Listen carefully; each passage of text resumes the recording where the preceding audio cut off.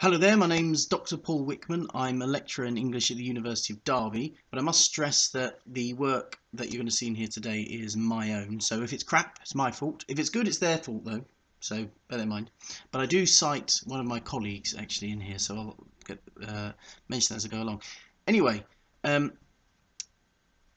I have been sort of inspired to do a vlog. Most of you know me because I've posted this on Facebook, but inspired to do a vlog because I've been wanting to do a podcast or something like that for quite a long time, and I haven't really got round to it. And really, what gave me a kick up the bum was actually my good friend Sam Haddow's podcast, Stage Blether. I'll put a link to it in the links below. And I really thought I've got to do something like that. But to be different, I'm going to have it as a video rather than a podcast, because I myself watch more videos than listen to podcasts. But also to distinguish it from Sam's, this is going to be of atrocious quality, poorly edited. In fact, there will be no editing whatsoever, other than the basic YouTube upload stuff. And yeah, I mean that might be sort of argued like in a hipster way as more authentic, but essentially it's just because I'm lazy. So what is this vlog going to be called? Well, I wanted to do one about literature for a long time. Now, when I say it's about literature, what I mean it's going to be about literary study, and I think that's that's an interesting distinction, because it's not just going to be about chatting about books and things like that and saying how dead good they are, but it's more about a discussion about studying literature, sort of an introduction. It's going to start off sort of as an introduction to literary study in many ways, as well as a defence of various positions. And as well as sort of my own take on certain issues, as well as readings of poetry and prose and things like that. So it's not a book club then, basically. But the idea is hopefully it's going to justify to you why literary study is a good thing, and why literature is worthy of study, full stop. That's actually going to be mainly the concern today. So we're going to kind of talk about what literature is and what literary study is, and the justification of that. If you have any comments about, I mean, I have lots of ideas for future episodes, I guess. But if you have any comments of things you think I should do, then put them in the comments below. That would be great. So for a title of this vlog, I've come up with Dr. Whickman's Literary Top Tips. It's an atrocious title, but what I like about it is I get to call myself Dr. Whickman, which I don't get to do enough, and also it makes a reference to Viz, and Viz has a special place in my heart. So there we go. Right, as I've mentioned, the theme of this vlog, this first one, is that question of what is literature. Generally, you tend to start off courses and modules with the question of what is this? What is, I say, what is the Enlightenment is what I do in one of my modules, for instance. So, I am sorry for repeating stuff that tends to happen. Anyway, there are two sort of main strands to this. So the first strand is, what is it that distinguishes literature from other forms of writing? So what is it that distinguishes, say, John Milton's Paradise Lost from a car manual? It's quite obvious, really, isn't it? It's the language that it's written in. This question actually gets more complicated when you can take things into account, such as postmodern writing or even modernist writing, where you get that sort of language of, say, the mundane sort of put into literary text. But we'll come back to that. And anyway, I still think it's created. But the idea of literary language, what distinguishes literature from other forms of writing, is the language and how it's constructed and how it's framed to create a certain meaning, or rather, as we'll get to, a multiplicity of meanings. So there's a very good quotation that I'm going to use, which I've stolen from my colleague Dr. Robin Sims' introductory lecture in a first year module, and it's a quotation from Terry Eagleton, his book Literary Theory and Introduction. And what he says is, I think it's quite a nice quotation. It's also quite amusing as well. He says, "If you approach me at a bus stop and murmur, 'Thou still unravished bride of quietness,' then I am instantly aware that I am in the presence of the literary. I know this because the texture, rhythm, and resonance of your words are in excess of their abstractable meaning, or, as the linguists might more technically put it, there is a disproportion between the signifiers and the signifieds." Okay, those two words, signifiers and signifieds, are quite important in literary study and theory as well, critical theory, and also in linguistics, but I imagine less so in linguistics these days. I understand they moved away from the sort of that kind of consideration. I'm not going to bother defining them now, but really he's essentially talking about the disproportion between the words "Thou still unravished bride of quietness" and what those words point to. So if you're being facetious and you know your Keats, you'll know that line, "Thou still unravished bride of quietness," is from Keats. So you go, well, of course I'm in the presence of the literary because that's from Keats and I know he's a literary writer. But actually what Eagleton's getting at is that you can tell just from the rhythm and the sound of the words that the immediate meaning is multiple. There are multiple meanings from there's an excess of signification. What those words signify is more than one simple thing at a time. So let's look into that line from Keats that he makes use of. So it's from his poem Ode on a Grecian Urn. "Thou still unravished bride of quietness." Okay, at first you might say, so where does the thou point to? So what does that word thou point to in this context? Traditionally, in an ode, the ode normally has an address to the subject of the ode. Now, what's complicated about Keats' poem is ode on a Grecian urn rather than ode to a Grecian urn. So, but anyway, thou, is that referring to the urn itself? Okay, that wouldn't be that's not that uncommon in odes. But he genders this figure though. "Thou still unravished bride of quietness." So again, it's not strange to well, it is strange in everyday speech, but it's not strange in literature to gender an object that wouldn't normally be gendered. It's a still unravished bride of quietness. But thou could also point to the female figure that's depicted on the urn. What I'll do is I think I'll put a link to, or if not a link to, I'll put the whole poem, Ode on a Grecian Urn, down below if possible, so you can see what I mean. But as the poem develops, this line, it's ambiguous as to whether it's referring to the urn itself or to the female figure depicted on it. I mean, it's a bride of quietness. Okay, let's look at those two words, still unravished. So still unravished, again, could be referring to the urn, as in it hasn't been ravished by time, it's still intact.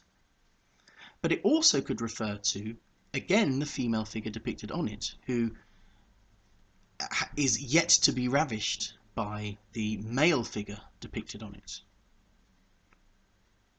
That word still is ambiguous, and I won't bore you with my own writing on this topic, but still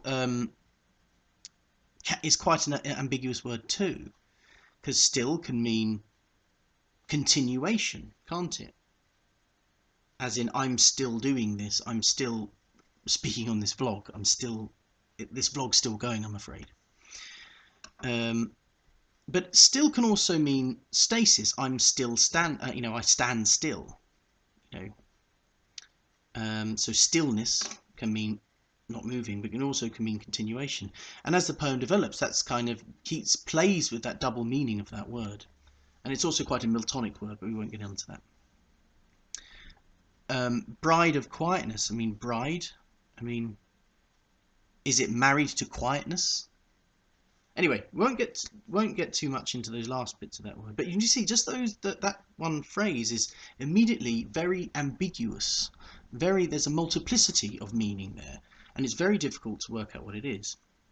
Now, I've mentioned this word ambiguity because something that I think, and I'm not the only one who thinks this, is very key to literature, is this concept of ambiguity. And something that distinguishes literary language from normal language is this notion of ambiguity. Now, you'll immediately say, particularly linguists will say, yeah, but all language is essentially ambiguous. Yes, but in literary language, this ambiguity is a desirable trait. In fact, William Empson is kind of the guy who came up with this. And in his book, The 7 Types of Ambiguity, essentially sort of makes the case that it is a desirable trait. In fact, he says ambiguity lies at the very heart of poetry. I think I might have misquoted him there, but that's essentially it. So Terry Eagleton also uses a quotation to, he says that he is noticing like the ambiguity of language in the real world, and it was dogs must be carried on the escalator. Now, of course, the meaning of that is clear, really, isn't it? It's clear that if you have a dog with you, then you must carry it when you go up this escalator. But actually, a literal meaning of that phrase is that in order to go up this escalator, you must carry a dog with you. Now, that ambiguity in that sentence is not desirable. Your aim is to be clear, that your aim is to not have a disproportion between the signifiers and the signified in that context. But literary language is different from that because you want there to be an excess of signification. You want there to be multiple meanings in your words that you place on the page. Now, okay, I've been very brief with this. And it's something we'll probably come back to. But that's sort of what I'm trying to get at. So the key differences between normal language and normal writing and literature is the nature of the language. It is about disproportion of meaning. The disproportion between the signifiers and signifiers is about excess of meaning. It is about ambiguity. Ambiguity is a desirable trait. This used to be regarded as a weakness in writing. And it's a weakness, but it's not a weakness in literary writing, I'd argue. So that's the first strand dealt with, I think. The second strand, which I think is more complicated, and it's a very vexed issue, is the question, what's the difference between sort of different forms of creative writing and literariness? What I mean by that is, what's the difference between literature, highbrow literature, and say a Dan Brown novel? I mean, the Dan Brown novel's using literature, writing in a creative way. And often that gap between what is literary and what is not literary, it is often argued that discussion is purely down to subjective taste of the person looking at it. I think The Hunger Games is a magnificent literary text, and well, it clearly isn't, but anyway. And that's all that matters. But I'd argue it's not. It's more than simply subjective. There is a way you can argue for literary merit. That is something I'll return to in a future vlog in much more depth. But today, one of the key differences is a literary text is not simply plot, or issues or sentiment. It's trying to do something more than that. It's not simply a page turner. It makes you question things. It challenges prevailing ideologies, and ideology is something we'll definitely come back to on this vlog in the future. It makes you, whereas a John Grisham novel or a Dan Brown novel or airport fiction, they're perfectly fine, but they are simply designed as page turners. They're plot driven. They're not. Whereas literature is doing more than just plot. Okay, that doesn't mean the plot's not important, but it's doing something more than that, making you question various things. Now, again, like I said, we'll come back to this question of ideology and questions of sort of literary merit and trying to argue for literary merit in a future vlog. But I've got quite strong opinions on this. I don't see the worth in studying on a literature course. Let me stress that, literature course. studying sort of non-literary texts as primary texts, they're more something that you do on a cultural studies course. But we'll come back to that later as to why that is. I'll do that again. I'll do that later. Right, so I've done the sort of first section, which is that question of what is literature, and I've done that quite quickly. This final section is, I think, perhaps the trickiest, and trickiest to justify, is why study it? Why study literature? This is a very important question in this day and age, where we have the humanities are under attack from all sides. University is seen, particularly university, is seen as a kind of a bastion of privilege and things like this due to government erosion of funding for HE and things like this. And particularly this notion that everything you must study must have a value that is purely financial or pecuniary. It must be something that can help you, train you to a job. Now, anybody with a humanities degree and anybody in works in careers will know that you learn lots of skills in English study and in other sort of humanities subjects that actually serve you well in careers. But I don't want to talk about bloody careers, because we do that all the time. I want to talk about it kind of from a more scholarly level. I want to sort of address this issue that you might, a scientist might ask me, so what's the point of studying literature? Well, my argument is, if you're going to take a scientific approach to the world, literature and art and culture are things that exist in the world. Therefore, they are worthy of our attention. They are worthy of study. If you do not study them, then you're leaving something unstudied. Whether you think that is unimportant or not is another matter. But that is simply taking an empirical view of these disciplines of these phenomena is worthy of it in itself, worthy of studying itself, like studying a particular insect that only lives in one part of the Brazilian rainforest. They are something that exist. That's a very simple way to respond to that question. Also, I'm trying not to sound wishy-washy, but I remember a student said to me that everybody should do an English degree because to learn to be human, which I thought was a bit, hyperbolic. Obviously, you can still be, I've got many friends who did English degrees who I think are human, or at least vaguely human. But this point is, it tells you, studying literature doesn't just tell you about books and form and what these people thought in that time. It tells you about how humans respond to culture, how humans create culture. Because literature is often sort of argued to be simply a reflection of culture. But really, literature is culture, isn't it? I mean, an example I always use with my students is, how do we know what the Victorians were like? Or rather, I put it another way. I say, what were the Victorians like? And they say, well, they were quite prudish. They covered up chair legs and things like that. And I say, and then becomes the question of, how do we know that?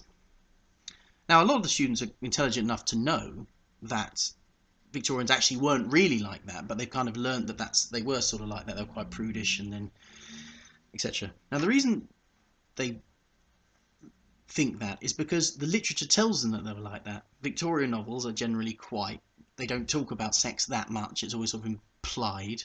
And you contrast this with, say, 17th century literature or even 18th century literature, and it's very different. So I'm kind of getting at is, Victorian novels, for instance, don't necessarily reflect 100%, even though we'll get onto this in another vlog, the culture of the time. They in fact determine what the culture of the time was. They say, oh, we're all prudish, we don't talk about sex that much. If that makes sense. Okay, so hopefully I've been waffling on so much now. This is a bit of a brief one but it's only the week one. So if you have any questions or comments, then please do that. And next week, I think we're going to do a kind of introduction to poetry. When I say next week, I might do it earlier than that. Anyway, we'll see. Thank you very much, and hope you enjoyed, and see you later.